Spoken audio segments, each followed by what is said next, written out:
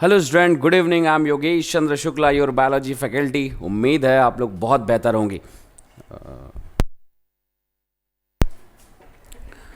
Hello students, आप लोग बहुत बेहतर होंगे। उम्मीद है जहाँ पे भी होंगे स्वस्थ सुरक्षित होंगे और आपकी प्रीवियस क्लासेस वगैरह जो होंगी वो आप भी कवर कर रहे होंगे। हम बहुत तेज़ी से बढ़ रहे हैं इस चैप्टर को कंप्लीट करने की तरफ में, और इसके बाद जो चैप्टर होगा वो बहुत ज़्यादा इंपॉर्टेंट होगा। इसलिए बच्चे आप टू बी कंटिन्यूड लगातार लगे रहें, हम लोग मिल के बात करेंगे और बहुत जल्दी हम लोगों को 11th की और इसकी बाकी जो बैचेस हैं, न्यू बैचेस जो स्टार्ट हुई है, इसका फीडबैक, ये सारी चीज़ें भी आपको बहुत जल्दी मिलने लग जाएंगी। ठीक है, तो ये जो क्लासेस स्टार्ट हुई हैं, इसका जो बैचेस है ये 2022 के बैचेस के लिए है और इसमें मेजरली हम लोगों ने 12th का सिलेबस कवर किया है। इसमें बहुत हद तक नीट के बच्चों को भी कुछ हद तक हेल्प करेगी। ठीक है, नीट के बच्चों का 80% सिलेबस इसी पोर्शन से कवर हो जाएगा। जिन बच्चों को नीट की शुरुआत करनी है और ये नहीं मालूम कि नीट कैसे स्टार्ट किया जाए, तो मेरा विचार ये है कि उन बच्चों को ये क्लासेस ज़रूर ज्वाइन करनी चाहिए। ना सिर्फ 12th वाले बच्चों को बल्कि नीट वाले बच्चों को भी ज्वाइन करनी चाहिए, ताकि आपका जो है एक बेसिक बेस बना रहे। जो बेस बन जाएगा देन उसके बाद आप जब पढ़ाई करेंगे, क्वेश्चंस बनाएंगे, तो आपकी नीट की एक अच्छी तैयारी हो जाएगी। और जो बच्चे इस साल 12th की तैयारी कर रहे हैं, उन बच्चों की नीट की भी आधी समस्या मैं यहाँ पर ही सॉल्व कर दूंगा। आप ध्यान रखिएगा कि मैं बताऊंगा जहाँ पर कि इन चीज़ों को ध्यान से पढ़े, मतलब वो चीज़ नीट के लिए बहुत ज़्यादा ज़रूरी है। ठीक है, तो ये पहला चैप्टर है। इससे नीट में 1 से 2 क्वेश्चन आने के चांसेस रहते हैं, ज़्यादातर 1 क्वेश्चन ही आते हैं और बोर्ड में भी इसके ऊपर में 2 से 4 मार्क्स का वेटेज रहता है। तो 2022 में बच्चों को बहुत ज़्यादा मदद मिलने वाली है और इस साल जो बच्चे 12th दे रहे हैं उनके नीट के लिए बहुत इंपॉर्टेंट है। ठीक है, ये बात ध्यान रखना। इस साल बहुत सारे बोर्ड्स ने इसको सिलेबस से कट कर दिया है, लेकिन हम इसके साथ में पढ़ के चलेंगे। जैसे ये चैप्टर कंप्लीट होगा, मैं इनके क्वेश्चंस को लेकर आऊंगा जो बोर्ड के लिए, और कुछ ऑब्जेक्टिव क्वेश्चन जो बोर्ड प्लस नीट दोनों के लिए रहेंगे। तो हम ऐसे कुछ तैयारी करना स्टार्ट करेंगे जिससे आपको एक बेहतर विकास, एक बेहतर जो डेवलपमेंट मिल जाएगा। आपकी सारी ज़रूरतें पूरी करने की तरफ में एक बेहतर कदम होगा। तो स्टार्ट करते हैं स्टूडेंट्स, क्या बेहतर कर सकते हैं। तो लास्ट क्लास में मैंने आपको कुछ छोटी छोटी चीजें बताई थी और वो छोटी छोटी चीजें होप सो आप लोगों को सारी क्लियर होंगी। मैं एक बार फिर से रिवीजन करा देता हूं, जल्दी जल्दी देखिए यहां पर क्या क्या चीजें थी।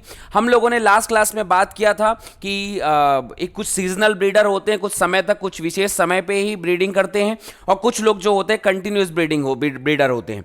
ठीक है, इसके बाद जो है कुछ सेनेसेंट ओल्ड एज में आने के बाद धीरे धीरे धीरे मृत्यु की तरफ में बढ़ते हैं। इस विषय पे मैंने थोड़ा सा नॉलेज आपको दिया था। इसके बाद मैंने बताया था कि उनके हार्मोन्स ही उनको जीवन के आखिरी पड़ाव तक लेकर चले जाते हैं। इस विषय में भी थोड़ी बात हमने की थी। और आज जो हमें पढ़ना है वो एक जबरदस्त टॉपिक पढ़ना है, निषेचन।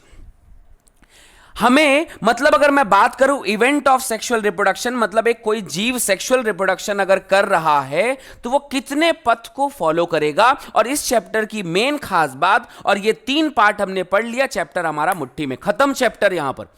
और इन चीजों को हम जल्दी से जल्दी कैसे कोशिश करें कि ये खत्म हो जाए, ताकि और भी जो बड़े बड़े चैप्टर हैं 12th के वो भी हम कवर कर सके और 11th के पोर्शन में भी हम बहुत जल्दी पहुंच सके। और उसके बाद बाकी फिर क्वेश्चन की बात करेंगे, एग्जाम की बात करेंगे, इंपॉर्टेंट क्वेश्चन की बात करेंगे। और मैं बहुत जल्दी आप लोगों से एक पूरे चैप्टर्स का एक मैराथन क्लासेस के साथ में मिलूंगा, जिसमें 2 से 4 घंटे में मैं आपको पूरा चैप्टर एक साथ रिवाइज करा दूंगा।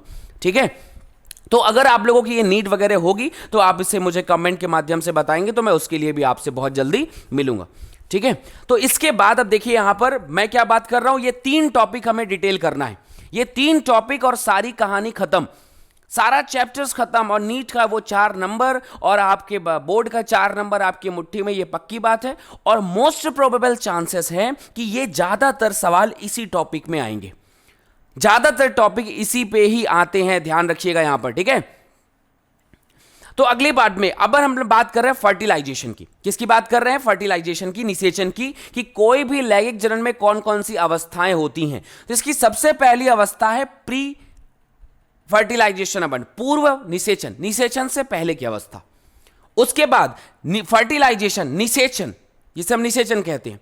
तीसरा, निषेचन के बाद, तो यहां पर मुख्य कार्य है निषेचन। आप इस बात को ध्यान में रखिएगा कि जब भी कभी हम लैंगिक अंग की बात करेंगे, लैंगिक जनन की बात करेंगे, उसमें मुख्य रूप से याद रखिएगा हमेशा और हमेशा निषेचन मुख्य अभिक्रिया होती है। मुख्य क्रिया जो है लैंगिक अंग की वो हमेशा निषेचन है, इसलिए हम निषेचन से पहले की अवस्था, निषेचन की बाद की अवस्था को हम इस हिसाब से 3 भागों में बांट सकते हैं। निषेचन, निषेचन से पहले और निषेचन के बाद। निषेचन किसका होता है आप जानते होंगे, अगर आप इस कीवर्ड को समझ लीजिए कि निषेचन जो है 2 युग्मकों का होता है, तो उससे पहले क्या होते होंगे, वो युग्मक बनते होंगे, एक दूसरे के करीब आते होंगे, पास आते होंगे। तो युग्मक का बनना और युग्मक का पास आना ये पूर्व मतलब पहली कंडीशन हो गई। युग्मक बन गया, आपस में मिल गया, युग्मनज बन गया। अब युग्मनज से क्या बनना है, जीव बनना है। ये किस में आता होगा, पोस्ट फर्टिलाइजेशन में ये कहानी हो गई। जो प्री फर्टिलाइजेशन इवेंट है, पूर्व निषेचन अवस्था, इसमें 2 चीजें होती है। मैंने कहा ना, या तो पहले वो बनेगा और वो आपस में पास में मिलेगा, तो गैमेटोजेनेसिस और गैमेट ट्रांसफर। गैमेटोजेनेसिस मतलब पहला हो गया निषेचन पूर्व में युग्मक का जनन, क्या होगा, युग्मक का जनन यहां पर हुआ, और दूसरी चीज हुई युग्मक का स्थानांतरण। बहुत आसान चीज है, युग्मक का मिलना निषेचन कहलाता है। युग्मक का उससे पहले की अवस्था क्या होगी, युग्मक बनेगा और युग्मक करीब आएगा।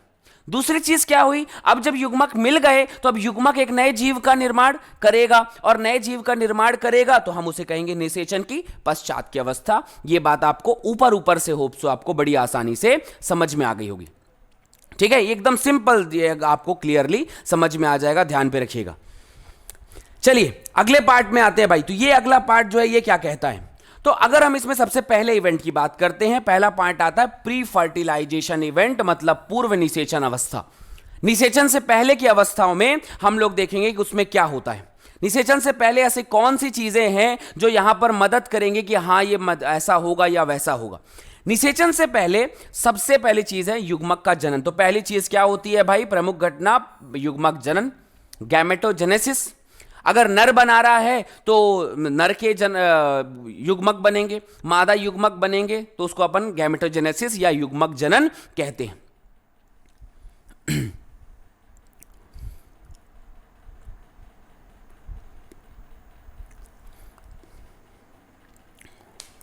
ठीक है, ऐसे बहुत सारे जीव है निशा कुमारी जो निषेचन नहीं करते हैं। जैसे मान लीजिए बनाना हो गया, उसे अनिषेक जनन कहते हैं, उसके विषय में बात करेंगे हम थोड़ा सा। मतलब देखिए थोड़ी सी कुछ अनावश्यक चीज़ें होती, ऊपर डाउन होता रहता है, इस वजह से मैं डेली क्लास नहीं आ पाता हूं, लेकिन फिर भी हम पूरी कोशिश करते हैं कि अल्टरनेट डे में हम आ जाएं क्लासेस के लिए। ठीक है, तो हम कोशिश कर रहे हैं, लेकिन क्या है कि थोड़ा सा व्यस्तता या बाकी चीज़ों में थोड़ा सा परेशानियों की वजह से हम लोग क्लास नहीं ले पाते। तो होप सो आप उसे माइंड नहीं करेंगे। मैं पूरी कोशिश में रहता हूं कि मैं डेली की डेली क्लासेस ले पाऊं, लेकिन कुछ कारणों से हम लोग डेली क्लास नहीं ले पा रहे हैं। हम बहुत जल्दी कोशिश करेंगे कि हम उस पर मिल पाएं, डेली क्लास ले पाएं। तब तक प्लीज थोड़ा सा हमें क्षमा करिएगा, और जो भी हमसे हो पा रहा है थोड़ा सा उसको बस देखते रहिए। ठीक है, जैसे ही हमें समय मिलेगा मैं पूरी तरह से आपकी सेवा में डेली की डेली, आज जितने घंटे बोलेंगे उतने घंटे आपसे मैं मिलूंगा। ठीक है, जो भी बच्चे नीट की तैयारी करना भी चाहते हैं तो सबसे पहले अपना एनसीईआरटी बेस बनाएं, और मैं पूरी दावे से कहता हूं कि ये जो मैं पढ़ा रहा हूं आपको पूरी एनसीईआरटी कवर होगी। सबसे पहले मैं बच्चों को बहुत हवा में ऊंचे ऊंचे बहुत आउट ऑफ सिलेबस चीजें पढ़ाने के पक्ष में बिल्कुल नहीं रहता। मैं ये चाहता हूं कि अगर आपको नॉलेज चाहिए तो आप पीएचडी कर लेना, लेकिन आज जो है वो सिलेबस के पक्ष में बात करेंगे कि नीट में और 12th में मुख्य रूप से क्या आता है। तो नीट और 12th में मुख्य रूप से एनसीईआरटी के आसपास की चीजें ही आती हैं। लगभग भारत के सभी बोर्ड में यही बुक ही कामगार होती है, इसलिए आप बिल्कुल भी ध्यान रखिएगा। ठीक है, जिन भी बच्चे थोड़ा सा देखिए, मैं बहुत ज़्यादा कमेंट नहीं पढ़ पाता हूं, कारण ये कि मैं यहाँ पे पढ़ाने के लिए आया, तो जिन भी बच्चों को अगर ना सुन पाऊं तो आप नाराज ना हो। ठीक है, हमने संडे को भी बहुत सारा क्या होता है अरविंद राज, लिपिड जो होता है बच्चे, केमिकल्स है, फैट का ही दूसरा पार्ट होता है, उसको लिपिड कहते हैं। ठीक है, तो जिन भी बच्चों को देखिए भाई यहां पर ध्यान रखिएगा। ठीक है, जो भी बहुत सारे ऐसे बनाना वगैरह होता है जो बिना फर्टिलाइजेशन बिना निषेचन के अपना जीव बना लेते हैं, जो भी ये पार्ट है ना, बहुत जल्दी कोशिश करेंगे कि हमारा टॉपिक का क्वेश्चन आएगा इसमें। नेहा मिश्रा, टॉपिक जो है बच्चे एक निषेचन है, ये थोड़ा सा टॉपिक है, आप पुरानी वीडियोस प्लीज आप देख के थोड़ा सा आएंगे ना तो आपको चीजें समझ में आएगा। ठीक है, जो भी है अरविंद राज, परेशानी की बात नहीं है। लिपिड मीन्स बच्चे क्या है, जैसे कार्बोहाइड्रेट जैसा प्रोटीन होता है वैसे ही लिपिड होता है। और मैं बार बार कह रहा हूं कि प्लीज आप उन विषयों पे थोड़ा सा बात करें जो चीजें हम पढ़ रहे हैं, तो आपका कॉन्सेप्ट भी क्लियर होगा और मैं उसे डिटेल में पूरा बता भी पाऊंगा। दूसरे चैप्टर्स की बात अगर अपन करेंगे ना, तो मैं उस चैप्टर को अगर यहां पे डिटेल करूंगा तो इस चैप्टर के साथ बेईमानी हो जाएगी, और आपके जो बाकी बच्चे कंटिन्यू स्टडी करना चाहते हैं उनके साथ भी बेईमानी हो जाएगी। तो प्लीज आप लोग ये कॉन्सेंट्रेट थोड़ा सा करें और ध्यान रखें इस बात का कि जिस टॉपिक पे हम चल रहे हैं उस टॉपिक पे अगर आप सवाल करेंगे तो मैं पूरी तरह से डिटेल कर पाऊंगा। आप लोग इस चैप्टर को पहले से पढ़ लें, जो मैं अभी पढ़ा रहा हूं उसको पहले से पढ़ के, और जो भी सवाल है आप मुझसे पूछिए, मैं पूरे जवाब दूंगा। बशर्ते अगर आप किसी और चैप्टर्स की बात करेंगे तो ये थोड़ा सा डिस्ट्रैक्टिंग हो जाएगा, एक दूसरे पे विभाजित करने वाली बात होगी। ठीक है, बिल्कुल बिल्कुल, हम आपकी बात समझ गए हो, समझ रहा हूं मैं, आप लोग बिल्कुल बात करिएगा। ठीक है, चलिए भाई, तो आगे बात करते हैं। यहां पर तो मैंने दो चीजें बही, निषेचन के पूर्व की अवस्था और निषेचन की अवस्था, इसमें गैमेट ट्रांसफर होते हैं। ये diagram is a very important diagram, और ये डायग्राम जो है बहुत ज्यादा जरूरी है। देखो भाई, यहां पर 3-4 चीजें आपको दिखाई दे रही है, और ये है क्या, ये डायग्राम एक क्लू है, एक आधार है जिससे आपको सारा कहानी समझ में आ जाएगा। देखिए भाई, ये रहा स्पर्म का डायग्राम, शुक्राणु, ये रहा ओवा मतलब अंडाणु। शुक्राणु और अंडाणु बने हुए मतलब युग्मक है, समझ आई मेरी बात। ये दोनों क्लैमाइडोमोनास, क्लैमाइडोमोनास सवाल है, उस दोनों के कहना चाहिए युग्मक हैं। तो ये मान लो नर नारी दोनों एक ही जैसा होता है तो कोई विशेष मसला नहीं है, ये भी दोनों युग्मक हैं। यहां पे जो बना हुआ है ये प्लांट के युग्मक हैं, यहां पर जो बना हुआ है वो भी शैवाल के और उससे फंगस के युग्मक हैं। तो ये सबके सब युग्मक बने कैसे, ये मुख्य मसला होगा आज का। पहला गैमेटोजेनेसिस, दूसरा गैमेट ट्रांसफर, कहानी खत्म। अब हम इससे ध्यान पे थोड़ी सी बात करेंगे यहां पर कि क्या होता है। युग्मक के जनन में कौन सा विभाजन, युग्मक के जनन में अगर कोई जीव द्विगुणित है तो वो अर्धसूत्री विभाजन करेगा, और अगर कोई जीव अगुणित है तो वो समसूत्री विभाजन करेगा। Is a very important point. Hope so आपको बड़ी आसानी से ये बात समझ में आ गई होगी। ठीक है, मैं लास्ट क्लास में, बिल्कुल मैं क्लास के अंतिम 5 मिनट्स में, आप देखिए, मैं आपकी बातें सुनने के लिए मैं कभी इग्नोर नहीं करूंगा, मैं आपकी बातें सुनता भी रहता हूं। अगर इस टॉपिक से रहेगा तो मैं उसे बताऊंगा भी। अगर बीच के टॉपिक में कोई दूसरी बात चल रही होगी, अगर मैं उस चैप्टर के बारे में बताना चाहूंगा तो ये फ्लो जो है खत्म हो जाएगा। एक तो देखिए वैसे भी ऑनलाइन क्लासेस ही है, अब लाइव चल रही है, और इस बीच में अगर मैं डिस्ट्रैक्टिंग बात करूंगा तो बहुत सारे बच्चे जो लाइन से पढ़ना चाह रहे हैं उन बच्चों का नुकसान हो जाएगा। तो दैट्स वाई मैं ये चाहता हूं कि जिस टॉपिक में ऑन द टॉपिक अपन बात करें, और लास्ट पॉइंट पे आप उससे रिलेटेड क्वेश्चन पूछ लीजिए। वो भी अगर इस चैप्टर से रिलेटेड रहेगा तो मैं पूरी तरह से उसको अच्छे सेटिस्फैक्टरी वे में बताने की कोशिश करूंगा। अब किसी चैप्टर अगर अदर की बात करेंगे तो मैं ज्यादा ज्यादा एक शब्द में बोल पाऊंगा, मैं बता दूंगा कि ये होता क्या, बट आपको समझ नहीं आएगा, ये पक्की बात है। एक लाइन पे आंसर कैसे बनेगा भाई, पहले जब तक मैं उसको पढ़ाऊंगा, समझाऊंगा डिटेल, तभी तो आपको बनेगा ना। तो आप पूरी कोशिश ऐसी करिए कि हम डिस्ट्रैक्टिंग नहीं, हम ये ऐसा कुछ कोशिश करें कि इसी से रिलेटेड हमारे टॉपिक हो, तो आपको जल्दी समझ में आ जाएगा। ठीक है, जितने भी लोग हैं आप कमेंट पे, मैं यहां पे अगर सिर्फ कमेंट पे ही ध्यान दूंगा तो फिर चीजें डिस्ट्रैक्ट हो जाएंगी, तो प्लीज इसको थोड़ा please try to understand. Okay, तो ये मैंने क्या कहा, अब लोग लास्ट के 5 मिनट्स में मिलना। लास्ट के 5 मिनट देखिए, 7:45 के बाद मैं आपकी बात सुनूंगा, पक्की बात बोलो। 7:45 के बाद आप मुझे बोलिए, जो बोलेंगे सुनूंगा मैं, लेकिन उस 5 मिनट के लिए, ठीक है ना। चलिए टॉपिक पे आते हैं। तो इस तरह से हमारे जो कुछ गैमेट्स निर्माण वगैरह होता है, यहां पर भी बना हुआ है। 2-3 बातें हैं और ये बहुत ज्यादा जरूरी है, इसके ऊपर में बहुत सवाल आते हैं। 12th के बच्चे और नीट के बच्चे थोड़ा सा इसे डिटेल करेंगे। मैंने कहा युग्मक बनते हैं, क्या बनते हैं, युग्मक। कभी कभी युग्मक समान प्रकार के बनते हैं और कभी कभी असमान प्रकार के बनते हैं। मतलब आकृति विषम प्रकार की हो सकती है, समान प्रकार की हो सकती है। किसमें समान प्रकार की होगी और किसमें असमान प्रकार की होगी, is a very important point. हम इस विषय पे बात करेंगे, ठीक है। एंडोस्पर्म के किसी के बारे में क्वेश्चन पूछा है अभिषेक कुमार यादव। एंडोस्पर्म क्या है बच्चे, जब कोई एक सीड बनता है ना, तो उनके दो, एक secondary polar nuclear female gamete आपस में जब दोहरा निषेचन होता है। एंजियोस्पर्म में जो आवृत्त बीजी पौधे होते हैं उसमें जब दोहरा निषेचन होता है तो एक सीड होता है, सीड के चारों तरफ में एक स्ट्रक्चर होता है जिसे एंडोस्पर्म कहते हैं। फिर मैंने वही कहा कि थोड़ा सा इसे डिटेल में तभी बता पाऊंगा जब वो टॉपिक चलेगा, तो आपको बड़ी आसानी समझ में कि बड़ा वास्ट पार्ट है। बायोलॉजी ऐसा नहीं कि जो शुरू हुआ वहीं पे खत्म, एक बड़ा रहता है, उसमें एक स्पेशल पार्ट रहता है, ठीक है। तो इसलिए थोड़ा सा आपको यहां पर ध्यान पे रखिएगा। 11वीं की क्लासेस भी अपन मिलेंगे। चलिए मैं आता हूं यहां पर। तो निषेचन के लिए याद रखिएगा कि इस प्रकार का निषेचन हमेशा युग्मक एक प्रकार से अगुणित कोशिकाएं होती, हमेशा याद रखिएगा इसके पास में जोड़े में कोशिका, जोड़े में गुणसूत्र प्रेजेंट नहीं होंगे, इसमें हमेशा अगुणित कोशिका होगी। क्या होगी? अगुणित हैप्लॉइड सेल्स होंगी। ये बात ध्यान पे रखेंगे, हैप्लॉइड। अब ये जो हैप्लॉइड बना हुआ है ये कई बार समान प्रकार का, जैसे अब ये एक एग्जांपल देखो क्या लिखा हुआ है यहां पर। तो कई बार ये जो नर एवं मादा युग्मक है ना, कई बार ये समान प्रकार के होते हैं, that's why it is called homogametes और आइसोगैमिट्स। कई बार ये विषम प्रकार के होते हैं तो हेट्रोगैमिट कहा जाता है।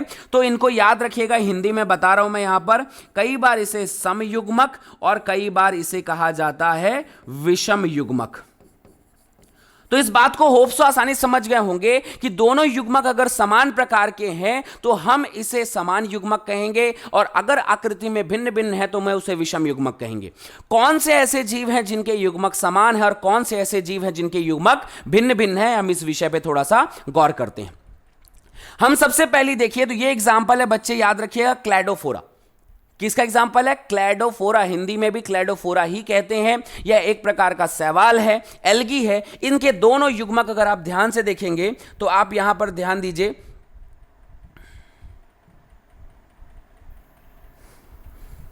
ठीक है। यहां पे अगर आप ध्यान देंगे तो आपको एक पार्ट समझ में आएगा कि इनके बीच में क्या कहानी है। 1 मिनट। तो ये पोर्शन देखिएगा यहां पे, 1 मिनट, है ना। तो ये पार्ट अगर देखेंगे दोनों की आकृति लगभग क्या है? समान है। और जब दोनों की आकृति समान है हम इसे क्या कहेंगे? समयुग्मक। तो इंपॉर्टेंट क्या हुआ? क्लैडोफोरा। आपसे पूछा जाएगा क्लैडोफोरा या क्लैमाइडोमोनास, इनमें युग्मक कैसे प्रकार के होते हैं? समयुग्मक होते हैं, समान। दोनों की आकृति क्या है? समान है। आप लोग भाग्यशाली हैं, पहले डायग्राम देख के पूछ दिया था ये कौन है बताओ, तो आपको ये याद रखना कि क्लैडोफोरा ये पहला एग्जाम्पल है। दूसरा, यहां पर बी वाले पार्ट में देखिए, बी में क्या है? एक युग्मक इतना बड़ा है और दूसरा इतना छोटा कि आपको दिखाई भी नहीं दे रहा होगा। तो एक बहुत बड़ा युग्मक, एक छोटा सा युग्मक, मतलब एक बड़ी आकृति का एक छोटी आकृति का, कैसा हुआ? विषम युग्मक। तो विषम युग्मक मतलब हेट्रोगाइमस। और ये एग्जाम्पल है फ्यूकस का, ये भी एक प्रकार की एल्गी है। तो शैवाल में ही 2 प्रकार के आपको दिखाई दिए, एक तो सम युग्मक जो क्लैडोफोरा में दिखाई दिया, और एक विषम युग्मक जो दिखाई दिया फ्यूकस में। फ्यूकस उसका हिंदी नाम ही है, आप इस बात को गौर करेंगे। तीसरा पार्ट जो सी वाला पार्ट है, ये एग्जाम्पल है आपका ह्यूमन का। किसका एग्जाम्पल है? ह्यूमन का, मींस होमोसैपियंस। होमोसैपियंस में ये जो है, ये है इसका अंडाणु और ये है इसका शुक्राणु। अंडाणु और शुक्राणु की आकृति में बहुत जमीन आसमान का अंतर होता है। इस हिसाब से हम समयुग्मक और विषम युग्मक के मुख्य एग्जाम्पल जो पूछे जा सकते हैं हमने वो पढ़ लिया। तो ये बात ध्यान पे रखिएगा बच्चे, सम युग्मक क्लैडोफोरा और एल्गी में रहते हैं, विषम युग्मक फ्यूकस एल्गी में रहते हैं। ये एल्गी के 2 एग्जाम्पल हो गए, ठीक है। फिर आया हेट्रोगैमेट्स, होमोसैपियंस में भी हमारे आकृति, जो नर युग्मक और मादा युग्मक की आकृति है वो बिल्कुल भी अलग अलग होता है। युग्मक जनन की अगर अपन बात करें तो अभिषेक कुमार यादव जी, अभी युग्मक जनन मतलब किसी भी तरह युग्मक का बनाना। जैसे नर में शुक्राणु बन रहे हैं तो शुक्राणु बनने की शुरुआत से लेकर आखिरी तक की प्रक्रिया पूरी युग्मक जनन कहलाएगी। अगर वो शुक्राणु बना रहा है तो उसका नाम शुक्राणु जनन हो जाएगा, ठीक है। अगर मैं अंडाणु बना रहा हूं तो अंडाणु जनन कहेंगे। तो ये जनन, युग्मक जनन कुछ ऐसा ही होता है, युग्मक को बनाने की क्रिया युग्मक जनन कहलाती है। वैसे ही यहां पर भी है, जैसे मान लो क्लैडोफोरा ने अपने युग्मक बनाए होंगे तो युग्मक जनन किया होगा, फ्यूकस ने बनाए होंगे तो युग्मक जनन किया होगा, नर और मनुष्य ने और मादा ने, नर और मादा ने किया होगा तो इन्होंने क्या किया होगा? युग्मक जनन। तो ये बहुत आसान बात है, एकदम क्लियरली आपको समझ में आ जाएगी। मुख्य रूप है इसका एग्जाम्पल, ये ध्यान पे रखिएगा, ठीक है। अच्छा, अब यहां पे एक लाइन लिखी हुई है कि सब प्रकार के युग्मक जो हैं वो हमेशा अगुणित होते हैं। अगुणित होने के पीछे कुछ रीजन भी है। ये कहानी है कि याद रखिएगा, जैसे मान लो हमारे ना 23 जोड़े क्रोमोसोम होते हैं। अब 23 जोड़े क्रोमोसोम जोड़े में है, मतलब हम लोग लिखते हैं द्विगुणित 2n, द्विगुणित और 2n लिखते हैं। ये मादा की बात हो गई मान लीजिए। इसी तरह नर की बात मान लीजिए, नर भी द्विगुणित होता है।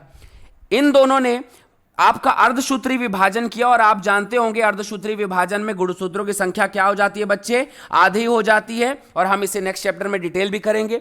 ये दोनों युग्मक आपस में मिलने के बाद दोनों मिलकर 2n बना लिए, जिसे अपन कहते हैं युग्मनज। जाइगोट कहा जाता है इंग्लिश में इसे, और ये जाइगोट जो है आगे जाके बॉडी का निर्माण करेगा। तो इसलिए हमेशा याद रखिएगा जो युग्मक होते हैं वो हमेशा क्या होते हैं, अगुणित होते हैं। Is a very important point, ध्यान रखिएगा इस विषय को। थोड़ा सा आगे बढ़ते हैं। अब इनमें से हम लोग बात करते हैं, मान लीजिए होमोगैमेट्स, आइसोगैमेट्स के बारे में।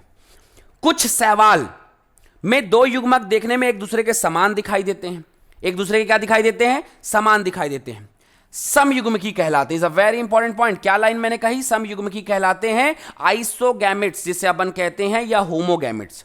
देखने में एक प्रकार दिखाई देगा, समयुग्मकी कहलाएगा। ठीक है, इस कारण से हम इनको क्या करते हैं, इनमें नर एवं मादा में विभेद नहीं कर पाएंगे। ठीक है, नर एवं मादा में विभेद नहीं करवाने। गैमेटोजेनेसिस मैंने बताया दिवाकर मिश्रा जी समझिए, गैमेटोजेनेसिस मतलब गैमेट्स का बनना। ठीक है, जब भी कोई युग्मक का निर्माण होगा, अच्छा वो कैसे होगा, अलग अलग जीवों का अलग अलग पार्ट है। ह्यूमंस में मैं ह्यूमन रिप्रोडक्शन जब पढ़ाऊंगा, नर जनन जब पढ़ाऊंगा, मानव जनन पढ़ाऊंगा, तब मैं डिटेल करूंगा, यहां से याद रखिएगा। ठीक है, यहां पे याद रखिएगा। ये यहां पे भाई कोई बकवास बातें काय कर रहे हैं भाई, पीयूष झा जी क्या बोल रहे हैं आप यहां पर, हाँ कैसे झा जी, ऐसा नहीं चलेगा ना। यहाँ पे कोई भी बकवास बातें बिल्कुल नहीं करिए। यहाँ पे जो भी है आप पढ़ाई पे थोड़ा सा विषय याद रखिए। ठीक है, प्लीज जो भी लोग हैं भाई यहाँ पर एक दूसरे पे बिल्कुल बात ना करें, फालतू बिल्कुल बात नहीं करेंगे। जो भी लोग है भगा दूंगा क्लास से। ठीक है, बिल्कुल आप बिल्कुल बात नहीं करेंगे। यहाँ पे कोई भी यहाँ पे फालतू बकवास नहीं, पढ़ने की बात करिए, अन्यथा आपको यहाँ से हटा दिया जाएगा। ठीक है, डिस्टर्ब नहीं करेंगे।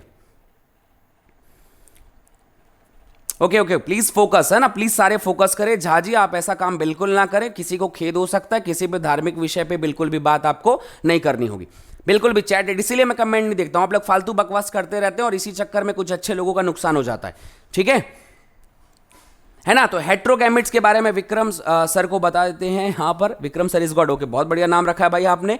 हेट्रोगैमेट जो होता है, हेट्रोगैमेटिक मतलब जिनका आकृति अलग अलग रहेगी। हेट्रो मतलब विभिन्न प्रकार का, आकृति अलग अलग रहेगी। और अगर समान प्रकार का है तो हम उसे सम गैमेट्स मतलब होमोगैमेट्स कहेंगे। ठीक है,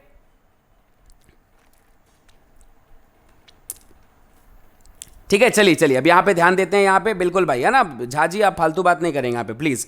ओके, तो अगली कहानी क्या होता है कि इसमें नर एवं मादा में बिल्कुल भी हम विभक्त नहीं कर पाते कि कौन नर है कौन मादा। दोनों की आकृति क्या होती है, बिल्कुल समान होती है। ठीक है, दोनों की आकृति बिल्कुल कहां होती है, समान होती है। तो ये एग्जाम्पल वही है जो मैं अभी आपको बताया। अधिकतर लैंगिक जनन करने वाले जो जीव हैं, अकारिकी बाहर से जो है विभिन्न अलग आकृति के होते हैं, और अलग आकृति के होंगे तो इसको कहा जाता है विषम युग्मक पैदा करते हैं। और इस प्रकार के जीवों में नर युग्मकों को मतलब कई बार जो है शुक्राणु कहते हैं, पुमड़ु भी कहते हैं इसे हिंदी में, और कई बार अंडाणु, या तो हम इसे अंडाणु के साथ साथ जो भी डिंब भी कह सकते हैं। तो एक छोटा सा एग्जांपल हुआ कि अगर कोई समयुग्मक है तो उनमें हम नर एवं मादा में विभाजित नहीं कर पाएंगे।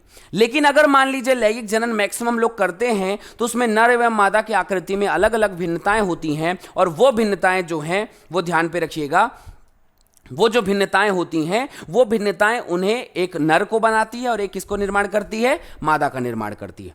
ठीक है, तो ये बहुत आसान एग्जांपल हो गया। होप सो आप आसानी से क्लियर हो गया होगा कि होमोगैमेट्स किसमें होते हैं। ये एकदम सिंपल प्रकार के होते हैं। आकृति यहां पे लिखा हुआ है, एल्गी जैसे क्लैडोफोरा, मैंने अभी थोड़ी देर पहले ही बताया।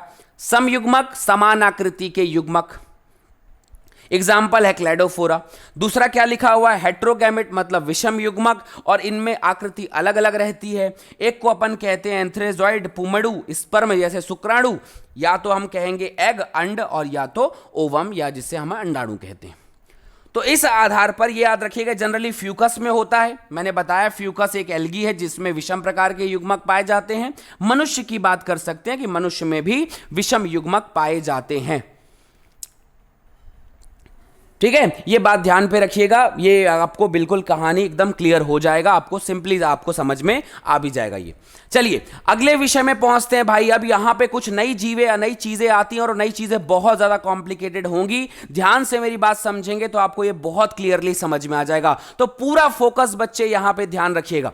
ठीक है, बिल्कुल भी चिट चैट टिकटॉक वगैरह कुछ नहीं, यहां पे एकदम ध्यान रखिएगा, चिट चैट नहीं होना चाहिए। ध्यान रखिए कि प्री फर्टिलाइजेशन इवेंट का एक महत्वपूर्ण विषय मैं यहां पर ही डिस्कस करना चाहता हूं। पूरा फोकस आप यहीं पर रखेंगे।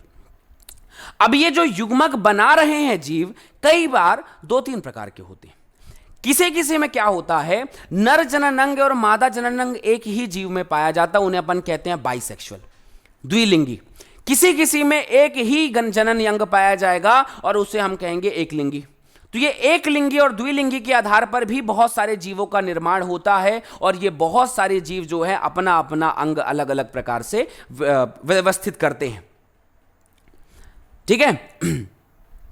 तो ये जो पार्ट है यहां पे लिखा हुआ रहता है, हिंदी में थोड़ा सा पढ़ के देख लेते हैं। जब एक ही पादप में, मतलब जनरली ये पादप में ज्यादा देखा जाता है, जीव जंतुओं में थोड़ा सा कम है, तो हम बाद में बात करेंगे। जब एक ही पादप में नर एवं मादा, क्या लिखा हुआ है, नर एवं मादा जनन अंग संरचना एक ही पादप में प्रेजेंट हो, हम उसे द्विलिंगी कहेंगे। क्या कहेंगे, द्विलिंगी। हिंदी में और इंग्लिश में अलग अलग सेपरेट समझाऊंगा, आप ध्यान से मेरी बात को समझिएगा। द्विलिंगी कहते हैं। अब जब द्विलिंगी जो होता है यहां पर, ठीक है, तो यहां पर जैसे द्विलिंगी पूछा जाता है तो वो भिन्न पादपों में होगा तो हम उसे एक लिंगी कहेंगे। नर एवं मादा दोनों एक ही पार्ट में रहे तो द्विलिंगी है, अलग अलग रहेंगे तो क्या कहलाएंगे, एक लिंगी। अब अगला विषय, अब क्या होता है, किस में होता है, ध्यान देना मेरी बात को, ठीक है। अब द्विलिंगी होता कौन कौन है, तो बहुत सारे जीव ऐसे हैं जैसे फंजाई, ये पा मत लिखिए, फंजाई और पादप में। फंजाई मतलब कवक हो गए, और पादप में, इनमें क्या होता है, द्विलिंगी जीव होते हैं। क्या होते हैं, द्विलिंगी जीव होते हैं। और अगर नर एवं मादा दोनों एक ही में प्रेजेंट है तो इन्हें एक वर्ड और यूज किया जाता है जिसे अपन कहते हैं द्विलिंगाश्रय, या कहेंगे उभयलिंगाश्रय। इस विषय को भी थोड़ा सा ध्यान से समझिएगा। जब भी कोई जीव नर एवं मादा एक ही पादप में, एक ही जीव में अगर उपस्थित हो, हम उसे कहेंगे द्विलिंगी। और अगर वो उपस्थित है तो उस पादप का नाम उभयलिंगाश्रय या द्विलिंगाश्रय होगा। दो लिंग को उसने आश्रय दे रखा है। क्या दे रखा है, आश्रय दे रखा है, इसलिए उसे द्विलिंगाश्रय ही हम कहते हैं। दूसरा, या इसे अपन सम थैलस वर्ड भी यूज करते हैं, दोनों थैलस एक ही जगह पे प्रेजेंट है, सम थैलस, कोई विषय नहीं। किसी किसी में एक लिंगी होता है। अब एक लिंगता वाली स्थिति में इन्हें एक लिंगाश्रय कहते हैं। क्या कहते हैं, एक लिंगाश्रय कहते हैं। तो ये एक बहुत सिंपल लाइन मैंने आपको बताई, यहां पे पीछे जाके एक बार लिख देता हूं, आप लोग थोड़ा सा अपनी बुक में कहीं ना कहीं इसको लिख लेना। क्या कहा मैंने, अगर कोई जीव जो है यहां पर कोई एक लिंगी है, यह बात ध्यान रखना, एक लिंगी है, तो हम उसे कहेंगे एक लिंगाश्रय। क्या कहेंगे हम उसे, एक लिंगाश्रय। और अगर कोई जीव जो होता है वो द्विलिंगी है तो हम उसे कहेंगे क्या बच्चे, द्विलिंगाश्रय। बस ये इतना सा पार्ट है और ये जो लाइन है वो आपकी कहानी पूरी खत्म हो गई। एक लिंगाश्रय और द्विलिंगाश्रय वाली बात है, ठीक है। अब कुछ क्या होता है, जैसे मान लो, जैसे एग्जांपल, अब उभयलिंगाश्रय कौन कौन है और एक लिंगाश्रय कौन है। तो उभयलिंगाश्रय की बात करें तो एग्जांपल होता है कुकुरबिटा, एग्जांपल है। कुकुरबिटा मतलब खीरा, कुकुरबिटा मतलब खीरा, खीरा जो है वो एग्जांपल है, वो खीरे में याद रखिएगा। तथा नारियल का वृक्ष जो है वो द्विलिंगी है। जबकि पपीता तथा खजूर एक लिंगाश्रय। पपीता तथा खजूर क्या है, एक लिंगाश्रय। आप नोट्स को नॉर्मली बनाने के लिए आप ये कोशिश कर सकते हैं कि जो मैं कह रहा हूं उसे शॉर्टकट हल्का हल्का अभी कॉपी में नोट करिए। इसके बाद ये इसका पीडीएफ आपको बहुत आसानी से कुछ दिनों में मिलना शुरू हो जाएगा, तो हम इस विषय पे बात करेंगे। तो जो भी टॉपिक है इसको आसान शब्दों में ऐसा लिखने की कोशिश करिए कि एक लिंगाश्रय क्या होता है। तो एक लिंगाश्रय का, द्विलिंगाश्रय का एग्जांपल, द्विलिंगाश्रय एग्जांपल क्या है, कुकुरबिटा और नारियल, कुकुरबिटा और नारियल। एक लिंगाश्रय का क्या एग्जांपल है, पपीता तथा खजूर। तो एक लिंगाश्रय का एग्जांपल क्या हुआ, पपीता तथा खजूर, ये एग्जांपल हो गया, हमारी ये कहानी खत्म हो गई। आ रही बात समझ में। अब देखो यहां पर, अब ये थोड़ा सा एग्जांपल यहां पर लिखा हुआ है, अब क्या क्या विषय को हम लोग वहां से यहां पे अलग अलग बात करेंगे, थोड़ा सा ध्यान दीजिएगा। यहां पे जो हिंदी लिखी हुई है, यहां पे जो इंग्लिश लिखी हुई है, दोनों पे थोड़ा सा भिन्नताएं हैं, उन भिन्नताओं को हम लोग यहां पर समझते हैं, ठीक है। तो ये यादव जी अभी थोड़ा सा पार्ट आगे बढ़ेगा तो हम इसके विषय पे बात करेंगे, ठीक है। जो फर्टिलाइजेशन है हम इस विषय पे बात करें। पपीता एक लिंगाश्रय, बिल्कुल अल्लाह की बंदी जी, बिल्कुल। ट्रू फ्रूट किसे कहते हैं, आयंश गुप्ता, अभी मैं उस विषय तक पहुंचा नहीं हूं, लेकिन फिर भी बता देता हूं कि ट्रू फ्रूट मतलब जो अंडाशय से निर्मित होता है, हम उसे कहते हैं कि वो ट्रू फ्रूट है, ठीक है। ये बात ध्यान पे रखिएगा। तो ये एकदम सिंपल सा पार्ट है, ये क्लियर हो जाएगा आप लोगों से।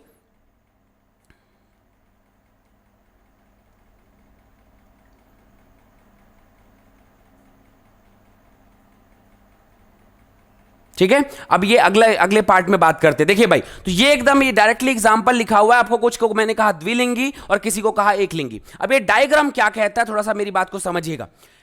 बाइसेक्सुअल प्लांट के बारे में सबसे पहले बताओ। बाइसेक्सुअल मतलब जिसमें नर एवं मादा दोनों एक ही में प्रेजेंट रहते हैं। इंग्लिश में क्या लिखा है थोड़ा ध्यान देना। ये बाइसेक्सुअल जो प्लांट के बारे में बात करता है तो ये hibiscus and Pisum. Hibiscus normal plant होता है, ठीक है, इसको इंग्लिश में मतलब बायोलॉजिकल नेम इसको हिबिस्कस कहते हैं, और नॉर्मल है पाइसम। पाइसम मतलब मटर, आप लोग जानते ही होंगे। तो हिबिस्कस एंड पाइसम जो मटर का पौधा है वो द्विलिंगी पादप है और उसमें नर एवं मादा एक ही क्लासेस में एक ही पादप में प्रेजेंट रहेगा। जबकि दूसरे पार्ट में फ्लावरिंग प्लांट में मेल को जनरली कहा जाता है स्टैमिनेट, मतलब जिसके पास में नर अंग पाया जाएगा, और किसी के पास में पाया जाएगा मादा अंग, तो उसे अपन पिस्टिलेट कहते हैं।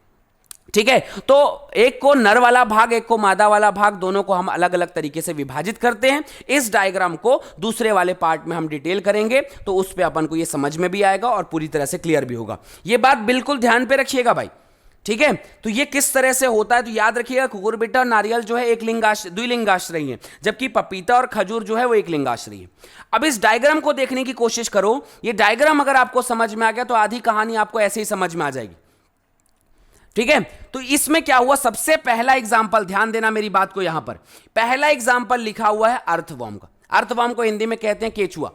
अब ये केचुआ जो है, यहां पर याद रखना टेस्टिस भी प्रेजेंट है और ओवरी भी प्रेजेंट है।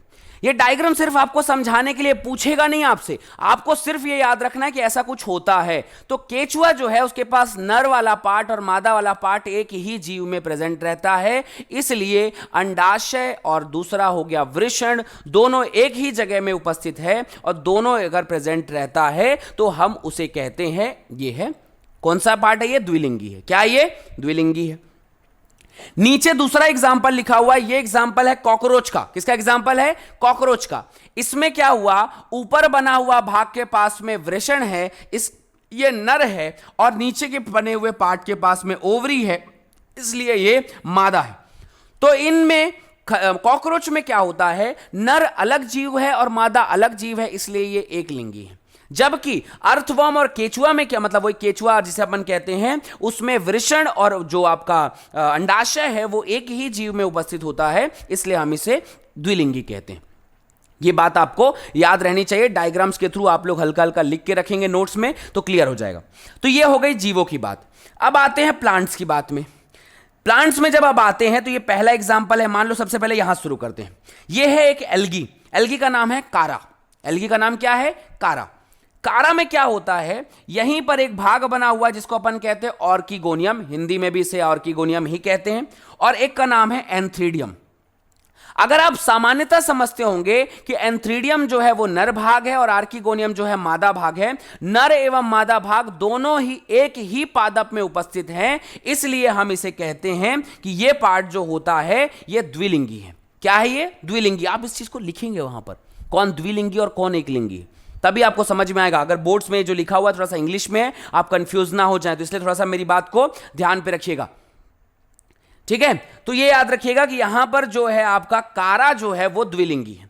जबकि दूसरे बाजू में जो एग्जाम्पल बना हुआ है, ये एग्जाम्पल है मार्केंसिया का, और मार्केंसिया जो है ब्रायोफाइटा का भाग है। ब्रायोफाइटा एक ग्रुप है प्लांट का, उसका भाग है जिसे अपन मार्केंसिया कहते हैं। मार्केंसिया में क्या होता है, यहां पर नर एवं मादा अलग अलग प्रेजेंट है। कारण है इसका, कैसे पहचानते हैं, ये डायग्राम कई बार ना नीट में आया हुआ है कि अगर मान लीजिए कोई चीज, अगर मान लीजिए बहुत सुंदर स्ट्रक्चर ऊपर में दिख रहा है यहां पर, तो ये एकदम सिंपल, एकदम व्यवस्थित संरचनाएं दिखाई दे रही हैं, तो हम इसे कहते हैं आर्किगोनियोफोर, और इसे हम कहेंगे कि इसके पास में है ये मादा है। और अगर मान लीजिए बिना व्यवस्थित ऐसे कुछ भी गोल मटोल कुछ भी प्रेजेंट रहेगा, तो हम उसे कहेंगे एंथ्रीडियोफोर, ये नर जनन भाग है। तो इस आधार पर हम इस डायग्राम को जो एनसीईआरटी ने दिया हुआ है उसे जस्टिफाई किया, हमने उसे पढ़ा, समझा, जाना कि एक्चुअली इनके मुख्य बातें क्या हैं। मैं एक बार फिर से रिवीजन करा रहा हूं, मैं किस विषय पे आपका ध्यान आकर्षित करना चाहता हूं, बस ये कि एक लिंगी जो होते हैं जीव, एक ही एक पादप में, एक ही जानवर में एक ही जीव रहे, एक ही जनन अंग रहेगा। द्विलिंगी में दोनों रहेंगे। यहां पर पादप में कुकुरबिटा और जो आपका एग्जाम्पल है दूसरा नारियल, मतलब खीरा और नारियल जो है, ये दो एग्जाम्पल हैं द्विलिंगी लिंगी के हैं, और एक लिंगी का एग्जाम्पल जो है वो है खजूर और पपीता। जानवरों में जो केचुआ है वो द्विलिंगी है, काकरोच जो है वो एक लिंगी है, अलग अलग लिंग अलग अलग प्रेजेंट रहेंगे। कारा जो है ये भी द्विलिंगी है, जो मार्केंसिया है वो भी द्विलिंगी है, और जो मैक्सिमम फ्लावर होते हैं वो भी द्विलिंगी हो सकते हैं। तो इस आधार पर आपको बड़ी आसानी से क्लियर हो सकता है, याद रखिएगा, तो आपको धीरे धीरे धीरे कहानी आपको समझ में आ जाएगी। तो चलिए भाई अगले पार्ट में आते हैं। अगला पार्ट क्या कहता है, तो ये डायग्राम वही उस डायग्राम का जवाब है, उसमें थोड़ा सा एक कंजेस्टेड था, यहां पर मैंने उसे फुल करके डिटेल किया हुआ है। होप सो स्टूडेंट आपको ये बात बड़ी आसानी से क्लियर होगी। समझ में है यहां तक बातें? आपको याद रखिएगा, आपको मुख्य रूप से याद रखना है निषेचन का मतलब पूर्व निषेचन अवस्था, उसके बाद आपको जो जनन हो रहा है उनके पास कौन द्विलिंगी है कौन एक लिंगी है, यह चीज आपको याद रखनी है, अलग से डेटा बना के रखना है, ध्यान पे रखिएगा। ठीक है, अब सारे ग्रुप का अपन टॉपिक, बिल्कुल प्लांट के ग्रुप का भी टॉपिक बात करेंगे बच्चे, हम 11th के विषय पे बात करेंगे, लेकिन फिलहाल ये जो पार्ट है आपको होप सो समझ में आया होगा। ध्यान पे रखना, ये केचुआ का डायग्राम जो द्विलिंगी होता है, ये कॉकरोच का डायग्राम जो एक लिंगी होता है, ये है कारा का डायग्राम जो द्विलिंगी होता है, ये है मार्केंसिया का, ये भी द्विलिंगी होता है, ये सॉरी अलग अलग एक एक लिंग अलग अलग प्रेजेंट रहेंगे, और ये फ्लावर का है, इसमें भी द्विलिंगी प्रेजेंट है। तो बहुत आसानी से आप इस चीज को आसानी से क्लियर कर सकते हो, आपको समझ में आ जाएगा, और आपको बिल्कुल भी आपको समझ में आ जाएगा, ये क्लियर होना भी चाहिए। ऑफलाइन लगभग लगभग स्टार्ट ही है, जहां देखो भाई उसमें क्या है। ठीक है, देखो भाई अभिषेक यादव फिर जूस पोर पूछ रहे हो भाई, कौन सा टॉपिक पढ़ना अपन को? एल्गी आ गए क्या अपन अभी? जूस पोर जो गति कर सकता है, वह बीजाणु जो गति कर सकता है उसे जूस पोर कहते हैं, जिसके पास फ्लैजिला पाया जाता है। अब देखो फालतू के चैप्टर इधर उधर वाले चैप्टर को पूछोगे ना तो थोड़ा सा आपका नुकसान होगा, इसलिए जो चैप्टर बात चल रहे हैं उसके ऊपर पे बात करें प्लीज। ठीक है, हम बात करेंगे। चलिए भाई मिले अगले पार्ट में, ये आपको समझ में आ गया होगा। तो अब इसके बाद मैंने आपको बताया कि वहां पर द्विलिंगी था, अब हम लोग अलग अलग विषयों पर बात करते हैं। अब थोड़ा सा जीवों में बात करते हैं भाई। देखो तो यहां पर क्या होता है, प्रजातियों की वेष्टि में नर एवं मादा एक लिंगी पाए जाते। प्रजातियों में, मनुष्यों में, जीवों में जो होता है लगभग लगभग जो होते हैं वो एक लिंगी रहते हैं। लगभग मोस्ट ऑफ द केसेस में ये क्या रहेंगे, एक लिंगी ही रहेंगे। ठीक है, अथवा दोनों में द्विलिंगी अगर एक साथ हो गए तो एक ही प्राणी में पाए जाएंगे, दोनों प्रकार के पाए जा सकते हैं। तो किसमें जो है वो द्विलिंगी होते हैं, ध्यान से मेरी बात को देखना। तो पहला हो गया केचुआ, दूसरा हो गया स्पॉन्ज, तीसरा हो गया टेपवर्म। टेपवर्म मतलब चपटा कृमि, केचुए का ही एक भाई होता है जो चपटा रहता है। ठीक है, तथा जोक, जोक के बारे में भी आप लोग जानते होंगे, लीच जोक, ये जो होते हैं ये सारे क्या होंगे बच्चे, द्विलिंगी प्राणी होंगे। क्या होंगे, द्विलिंगी प्राणी होंगे। आप इस बात को बिल्कुल समझना, क्वेश्चन बनाना, पॉइंट बनाना, और तो एकदम याद करके रखना, याद रखना ही पड़ेगा आपको कि कौन कौन से। सोचो भाई दुनिया में सब एक लिंगी है, लेकिन ये केचुआ भाई साहब द्विलिंगी है, नर एवं मादा दोनों को उपस्थित करके रखा है। समझ में आ रही है बात को, कितना बड़ा स्कैम हो रखा है यहां पर। ठीक है, दूसरा पार्ट स्पॉन्ज, पोरीफेरा का पहला एग्जाम्पल, ये भी नर एवं मादा दोनों है भाई। समझ में आ रहा है। टेपवर्म, चपटा कृमि, नर एवं मादा दोनों के अंग रखा हुआ है, इसको किसी की जरूरत है ही नहीं, ना चाहिए नर ना चाहिए मादा, जब जो चाहिए रिप्रोडक्शन आसानी से कर सकता है। ठीक है, ये होता है यहां पर। और इसके बाद जो होता है जोक, ये भी द्विलिंगी होता है। यूनिसेक्सुअल मतलब एक लिंगी, और दो बाइसेक्सुअल मतलब द्विलिंगी। ठीक है, ध्यान रखिएगा भाई। तो इसमें नर एवं मादा जनांग दोनों एक ही जीव में पाए जाते हैं, उसे अपन कहते हैं द्विलिंगी। ठीक है, और जैसे तिलचट्टा, कॉकरोच जो है वो एक लिंगी प्राणी है, इसका उदाहरण है हमारे आपके सामने है। कोई विशेष विषय नहीं है, कोई बहुत आसान बात है, ध्यान पे रखिएगा। और ये बाकी सारी वही चीज लिखी हुई है, थोड़ा सा आगे पीछे कर दिया इसने। ठीक है, तो होप सो स्टूडेंट आपको ये एक लिंगी और द्विलिंगी का खेल समझ में आ गया होगा।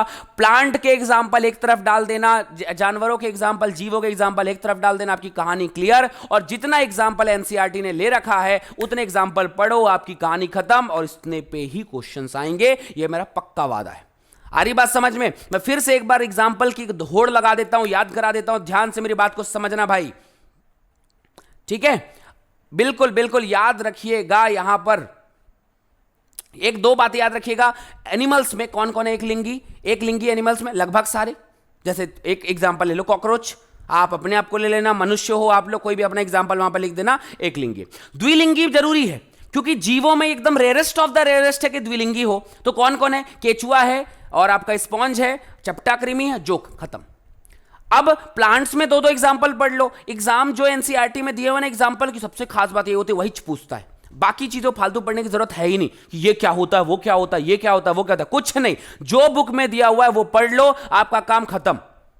आ रही बात समझ में? अच्छा, थोड़ा बहुत आप लोग पढ़ सकते हो, नॉलेज के लिए बिल्कुल पढ़ना चाहिए, लेकिन एग्जाम के पॉइंट ऑफ व्यू से अगर आप ध्यान दे रहे हो तो आपके लिए सफिशिएंट है ये। नॉलेज के लिए तो आप कितना भी पढ़ो कमी है भाई, लेकिन फिर भी पढ़ सकते हो, कोई दिक्कत वाली बात नहीं है। लेकिन ये टॉपिक जो है हमको उतना ही पढ़ना है जो एग्जाम के लिए अगर मैं बात करूं तो। पपाया मतलब आपका क्या बोलते उसको, पपीता, और आपका खजूर वाला पार्ट जो है वो एक लिंगाश्रयी, और कुकुरबिटा मतलब खीरा, और आपका जैसे मटर हो गया, ठीक है, ये सब जो एग्जाम्पल होते हैं ये आपका किसके आते हैं, द्विलिंगी के। तो ये आपको आसानी से ऐसा दो भाग में बांट कर दिए, कहानी खत्म। इतना ही पढ़ना है भाई, बाकी सब तो राम कहानी है, कोई दिक्कत नहीं। पॉइंट पढ़ो, मजेदारी से पढ़ो और उसको याद रखो। चीजों को आसान बनाने की कोशिश करो, ऑब्जर्व करने की कोशिश करो, बायोलॉजी को अवशोषित करने की कोशिश करो। अगर ये हो गया तो आपका आधा काम तो खत्म हो गया, आधा क्या पूरा काम खत्म। अरे मेरी बात समझ में? टफ नहीं बनाना है, जो टफ है मैं उसको थोड़ा सा आसान किया, आप उसको और आसान करिए और उसको बस ऐसा चाट जाइए, घोल के पी जाइए, बस इतना काम कर लीजिए ना तो आपका काम एकदम मजेदार हो जाएगा। बायोलॉजी है मेरे दोस्त, बड़ी आसानी से समझ में आती है, बशर्ते आप इसके लिए थोड़ा सा इंटरेस्ट, प्यार जगाइए। बायोलॉजी को थोड़ा सा अच्छी निगाहों से, प्यार भरी नजरों से देखना तो शुरू करो, आपको बड़ी आसानी से समझ में आएगा, मतलब बराबर प्यार देगा आपको ये बायोलॉजी सब्जेक्ट। समझ में आ रही है मेरी बात? तो थोड़ा सा पढ़ना है। चलिए भाई, पपीता खीरा एक लिंगी होते हैं। देखो अल्लाह के बंधन, क्या पपीता और खीरा जो है वो क्या होते हैं, यहाँ पे कंडीशन पे जैसे बोल दिया इन्होंने, थोड़ा सा ये बात ध्यान रखिएगा इसको, ठीक है। तो ये जो होता है यहाँ पर पपीता खीरा नहीं, पपीता और खजूर एक लिंगी होते हैं, और खीरा और नारियल का जो वृक्ष होता है वो द्विलिंगी होता है। तो ये एग्जाम्पल हम लोगों ने पढ़ लिया, ये बात ध्यान रखिएगा। चलिए भाई, अब कुछ नई चीजों पे आते हैं। नई चीजें और क्या कहती हैं यहाँ पर, ध्यान से मेरी बात को सुनिएगा, क्लियर हो जाएगा यहाँ पर, ठीक है। अब क्या होता है कि अब युग्मक जनन होगा। तो युग्मक जनन में क्या होता है, ये डायग्राम क्या कहना चाहता है, ध्यान से मेरी बात को समझना, पहले हिंदी में फिर इंग्लिश में। जीव दो प्रकार के होते हैं, आप लोग को मालूम है, अलग अलग प्रकार के, मोनेरा, प्रोटिस्टा, ये वो वगैरह वगैरह बहुत सारी चीजें। इसमें क्या होता है, कुछ जीव अगुणित होते हैं, कुछ जीव द्विगुणित होते हैं, लेकिन जो युग्मक है, जो गैमेट्स है, वो हमेशा जो है वो अगुणित रहेगा, इसमें कोई संदेह नहीं। तो इसलिए थोड़ा सा आपको यहां पर डिटेल बात करिएगा, समझिएगा यहां पर। तो बहुत से जीव जिनका संबंध मोनेरा से है, फंजाई से है, शैवाल से, मतलब मोनेरा ग्रुप एक हो गया, एक हो गया आपका फंजाई मतलब फंगस, और प्लांट वाले टॉपिक में शैवाल। ये तीन लोग क्या होते हैं, ध्यान से समझना। ये जो है और ब्रायोफाइटा, शैवाल तथा ब्रायोफाइटा, मतलब दो जीव जंतु से ले लिए यहां पर, जीवों से, एनिमल से, मोनेरा और शैवाल, ये दो ग्रुप हो गए। प्लांट में दो पार्ट, शैवाल और ब्रायोफाइटा, ये जनरली क्या होते हैं, अगुणित होते हैं। और आप होप सो समझते होंगे, अगुणित का मतलब होता है जिसमें जोड़े में क्रोमोसोम्स, गुणसूत्र नहीं होते, जोड़े में गुणसूत्र उपस्थित नहीं रहते हैं। तो अगर इनके जीव का संबंध, अच्छा दूसरा टेरिडोफाइटा, आप लोग जानते होंगे होप सो, टेरिडोफाइटा को ग्रुप्स तो होते हैं उसमें, टेरिडोफाइटा प्लांट का, जिम्नोस्पर्म और एंजियोस्पर्म, आवृत्त बीजी, अनावृत्त बीजी, और टेरिडोफाइटा। प्लांट के दो भाग आते हैं अगुणित में और तीन भाग आते हैं द्विगुणित में। और अधिकतर प्राणी जीव, जितने भी मनुष्य, मतलब पूरा एनिमल किंगडम का पूरे भाग जो है, ये सब द्विगुणित होते हैं। मैं क्यों बता रहा हूं, क्योंकि द्विगुणित और अगुणित के आधार पर ही निर्धारित होगा कि ये किस प्रकार की युग्मक का निर्माण करेगा और किस विधि द्वारा करेगा। तो इस विधि का इंपॉर्टेंट याद रखिएगा, ठीक है, इसलिए याद रखिएगा, यहां पे पार्ट क्या समझ में आएगा। तो जिम्नोस्पर्म, एंजियोस्पर्म, अधिकांश प्राणी ये द्विगुणित है और जो अगुणित है। अब अगुणित और द्विगुणित का क्या खेल है, अब यहां पे समझना। अगर कोई जो द्विगुणित है और गैमेट्स जो युग्मक है वो हमेशा अगुणित रहेगा, क्या रहेगा, अगुणित। तो अगर ये द्विगुणित है, इसको अगुणित में कन्वर्ट करना है तो कौन सा विभाजन करना पड़ेगा, मतलब क्रोमोसोम या गुणसूत्र की संख्या आधी करनी है। और गुणसूत्र की संख्या अगर आधी करनी है हमें, यह बात ध्यान रखिएगा, अगर गुणसूत्र की संख्या हमें आधी करनी है तो हमें काम करना पड़ेगा। आधा करने के लिए विभाजन का नाम क्या होगा, अर्धसूत्री विभाजन। कौन सा विभाजन, अर्धसूत्री विभाजन, यहां पे हो जाएगा अर्धसूत्री विभाजन। अब अर्धसूत्री विभाजन का मतलब क्या होता है बच्चे, मियोसिस। यह मुख्य बात बता दी। अगर कोई जीव द्विगुणित है तो याद रखिएगा, अब द्विगुणित कौन है, जिम्नोस्पर्म, एंजियोस्पर्म, टेरिडोफाइटा और लगभग सारे प्राणी, ये सब के सब आते हैं द्विगुणित जीव में, और ये विभाजन जब करेंगे तो अर्धसूत्री विभाजन करेंगे। अब कुछ जीव जैसे शैवाल, ब्रायोफाइटा और इसके अलावा आपका मोनेरा, फंजाई, ये जीव होते हैं अगुणित, और अगर अगुणित हैं और इनको अगुणित कोशिका का निर्माण करना है, आधा कर देंगे, अर्धसूत्री कर देंगे तो और आधे हो जाएंगे, ऐसा नहीं करना है। तो ये लोग क्या करते हैं, समसूत्री विभाजन करते हैं। क्या करते हैं, समसूत्री। आ रही बात समझ में, समसूत्री विभाजन करेंगे। तो कौन अर्धसूत्री करेगा, कौन समसूत्री करेगा, होप सो आपको बड़ी आसानी से क्लियर हो गया होगा। अब देखो ध्यान से, यहां पर एक गुणित जनक सूत्री का जो है समसूत्री के द्वारा युग्मक उत्पन्न करते हैं, वही बात है, और द्विगुणित जीव जो होती है कोशिका अर्धसूत्री विभाजन द्वारा करती है। ये बात मैंने बड़ी आसानी से आपको समझा दिया। ठीक है, तो ये बात याद रखिएगा। ब्रायोफाइटा एक ऐसा पौधा जिसमें पत्ती से नया पौधा नहीं, पत्ती होती कुछ नहीं रहता दोस्तों, उसमें सिर्फ थैलस रहता है। उनके पास में गैमा कप वगैरह बनते हैं और उससे फिर जो है वो नया बॉडी बनाता है, उनके पास में पत्ती रहती नहीं। ब्रायोफाइटा एक ऐसा जीव है जिसे कहा जाता है थैलस, मतलब इनके पास में जड़, तना, पत्ती जैसा कुछ भी पाया नहीं जाता है। ठीक है, तो ये आपकी कहानी बड़ी आसानी से आपको ये समझ में आ गया होगा कि कैसे करना। 2 मिनट प्लीज, मुझे 5 मिनट का समय दे, मैं आपके सारे जवाब देता हूं, है ना। तो यही बात लिखा हुआ है कि कौन कौन अगुणित है और कौन कौन द्विगुणित है, और दोनों कौन सा विभाजन करेंगे, माइटोसिस और मियोसिस कौन कैसे होगा, ये बात मैंने बड़ी आसानी समझा दी। अब अपन मान के चलते हैं कि दुनिया के मैक्सिमम जो जीव हैं हम उनके बारे में पढ़ लेते हैं कि ये द्विगुणित होते हैं। क्या होते हैं, द्विगुणित। जैसे 2-4 एग्जांपल बता दो। ह्यूमन बींग्स, मनुष्य में 23 जोड़े क्रोमोसोम होते हैं, मतलब टोटल 46। ये मियोसाइट जो विभाजन करने वाली कोशिका है वो द्विगुणित है। 23 जोड़े होते, 46 का मतलब 23 जोड़े, 23 जोड़ा एक तरफ, 23 जोड़ा एक तरफ। अब जब इन्हें शुक्राणु का निर्माण करना है, अंडाणु का निर्माण करना है, तो गैमेट जब युग्मक बनाते हैं तो उसमें क्रोमोसोम कितना रहता है, 23। तो अगुणित हो गए। क्या हो गए, अगुणित। तो द्विगुणित से कन्वर्ट हो गए ये लोग अगुणित में।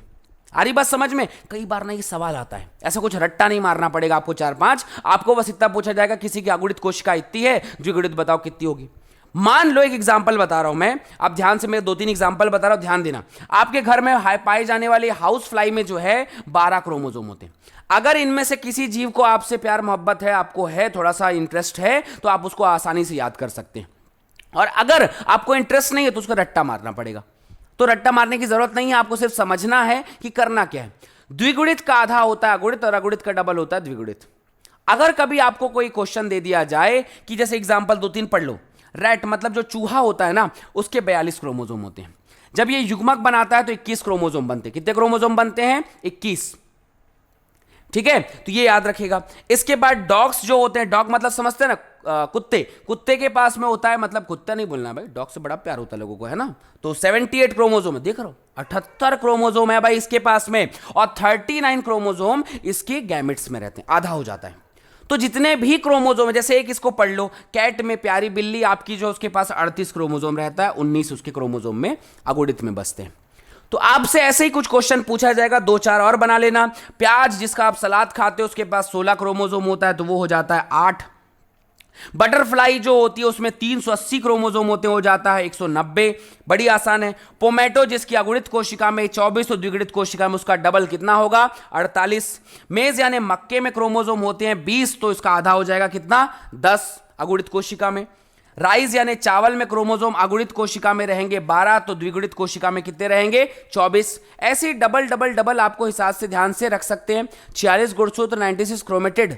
ये क्या है भाई, एप्पल वाला जो पार्ट है, एप्पल मतलब आपका जो, आपका क्या बोल सकते हो उसको हिंदी में, क्या बोलते हैं एप्पल को, क्या कहते हैं भाई, सेब। सेब जो होता है उसके पास 34 क्रोमोसोम्स होते हैं, और 34 क्रोमोसोम जो है 17 उसकी अगुणित कोशिका में होगा। ये बहुत जरूरी है। स्फिग्लोग्लोसम एक इंसेक्ट है, छोटा सा पार्ट है, इसके पास में 1260 क्रोमोसोम रहते हैं, 1260 क्रोमोसोम रहते हैं। इसकी अगुणित कोशिका में 630। आखिरी पार्ट है फ्रूट फ्लाई जो होती है मधुमक्खी, उसके पास 8 क्रोमोसोम और रहते हैं 4। तो आपको ये बात रट्टा नहीं मारनी है। मैं इसको बोर्ड में इसलिए मैंने लिख दिया कि होप सो आपको इंटरेस्ट होगा तो आप उसके कर लेंगे, नहीं होगा तो कोई दिक्कत नहीं। मैं सिर्फ बताने के लिए कोशिश कर रहा था कि ओनियन में 16 क्रोमोसोम होते हैं वगैरह वगैरह, बाकी कोई विशेष इसका पार्ट नहीं है। अब एग्जाम्पल के लिए अगर मैं बात करूं, अगर ये पेन है मेरे पास में, इसकी अगुणित कोशिका में मान लीजिए कि इसकी अगुणित कोशिका में क्रोमोसोम है, मान लीजिए 2500 क्रोमोसोम। कितने क्रोमोसोम है, 25 अगुणित कोशिका में। तो द्विगुणित में कितने होंगे, बस ये एक सवाल ऐसा ही पूछा जाएगा। इसका आंसर बताओ, आज की क्लास खत्म। और आप लोग के जो डाउट है वो पूछ लीजिए। ये पेन है जिसकी अगुणित कोशिका 2500 क्रोमोसोम को रखी हुई है, इसके द्विगुणित कोशिका में कितने क्रोमोसोम होंगे आप ध्यान पे रखिएगा। ठीक है, क्या है भाई यहां पर, समयुग्मक विषम युग्मक की खोज किसने की, तरुण मोदी। ओके, माफ करिएगा, देखिए समयुग्मक और विषम युग्मक की खोज की अलग अलग विषय पे थे। पहली बार जब युग्मक खोजा गया था तो इसके लिए कोई विशेष एक डायग्राम, कोई साइंटिस्ट एक नहीं होते, अलग अलग विषय के साइंटिस्ट अलग अलग खोजे थे। पहली बार को ल्यूवेनहॉक साइंटिस्ट ने इसे युग्मक को देखा था, स्पम्प बॉडीज को देखा था, तो उन्होंने पहली बार जो है विषम युग्मक को ही देखा था। तो ऐसा कोई एक स्पेशल साइंटिस्ट नहीं थे जो एक ही चीज को समयुग्मक विषम युग्मक के बेसिस में डिवाइड किए थे। अलग अलग जीवों में अलग अलग प्रकार के युग्मक होते हैं, तो अलग अलग साइंटिस्ट इसका काम ये करता है। ठीक है, कितने क्रोमोसोम है, अरे भाई 50 नहीं 5000। ठीक है, 5000 होते हैं। ठीक है, तो वही बात है, याद रखिएगा भाई। क्या लिखा, परिवर्धन नहीं समझा कि खोज मैंने बता दी भाई सर। स्टिग्मा, स्टिग्मा मतलब जब कोई प्लांट होता है ना, तो प्लांट में ये ऊपर में यहां पर ऐसा जो अटैचमेंट करता है, वर्तिकाग्र जिसे कहते हैं, पुष्प का ऊपरी भाग, मादा जनन अंग का ऊपरी भाग, उसे अपन स्टिग्मा कहते हैं। सर हाँ, स्टिग्मा। वृहद परिवर्धन क्या होता है, वृहद परिवर्धन, ये वर्ड नहीं समझ पा रहा हूं मैं, क्या लिखा हुआ है, 5000।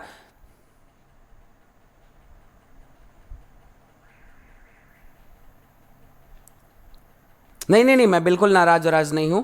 ठीक है सर, मक्खी कितने प्रकार के, बहुत प्रकार की मक्खी होती है। आप घरेलू और फल मक्खी ऐसा नहीं, ऐसा और अलावा जितने भी फ्लाइज होती हैं वो विभिन्न प्रकार की होती हैं, बहुत सारी प्रजातियां हो मक्खियों की भी। ठीक है, जिन्होंने भी 5000 कहा है, सबसे अधिक क्रोमोसोम किस में रहता है, हमारे जो डेटाज में है वो सबसे बड़ा ऑफिलोग्लोसम में 1260 क्रोमोसोम अपन पढ़ते हैं उसका। ठीक है, इस डेटा में।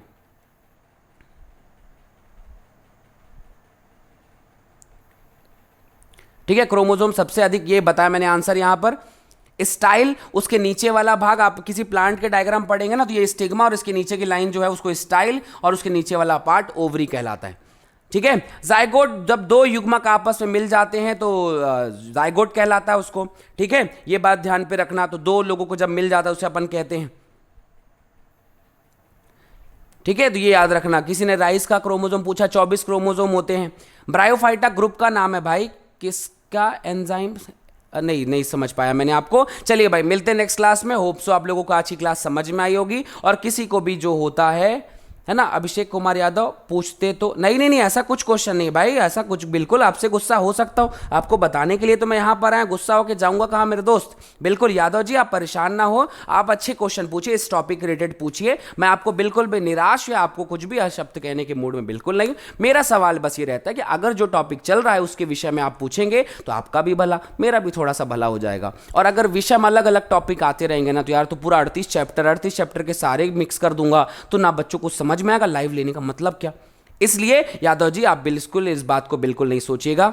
ठीक है, मेरा मतलब बस ये है, थोड़ा सा मेरी बात समझिए, ध्यान रखिए। युग्मक का स्थानांतरण, एक दूसरे के पास में पहुंचने का जो कहानी है उसे हम युग्मक स्थानांतरण कहते हैं। सबसे अधिक क्रोमोसोम जो है भाई, ये यहाँ पे याद रखिएगा, हमें ऑफिलोग्लोसम में सबसे ज्यादा क्रोमोसोम वैसे जनरली दिखाई देते हैं। ठीक है, 1260 क्रोमोसोम। ठीक है, परसों हम लोग फिर से मिलेंगे। डीएनए को तोड़ने वाला एंजाइम, रेस्ट्रिक्शन एंजाइम कहते हैं जो उसे अपन कहते हैं। ठीक है, चलिए, बहुत सारे मैसेज अब मैं देख नहीं पा रहा हूं भाई, है ना, उभयलिंगी। चलिए मिले नेक्स्ट क्लास में, और आप लोग अपने क्वेश्चन तैयार रखिएगा। थैंक यू सो मच, आपका बहुत स्नेह, बहुत आभार, आपने मुझे 1 घंटे तक सुना। Thank you so much. Daily आप आते रहिए। इसके बाद कल की क्लास में मैं प्राइम हैप केमिस्ट्री पे मिलूंगा और उसमें क्वेश्चन के साथ में मिलूंगा, तो आप जो है दोनों बैचेस को आप एक साथ ज्वाइन कर सकते हैं। अल्टरनेट डे में एक दिन मैं प्राइम क्लासेस में और एक दिन इस क्लासेस में आपको मैं मिलता रहूंगा। ठीक है, फिलहाल कुछ दिनों तक, फिर हम डेली हर क्लासेस में मिलेंगे। ठीक है, चलिए भाई, मिलते हैं नेक्स्ट क्लास में बच्चे। थैंक यू सो मच, शुभ रात्रि, आप अपना बहुत सारा ध्यान रखें। मिलते हैं नेक्स्ट क्लास में। ठीक है, बाय बाय।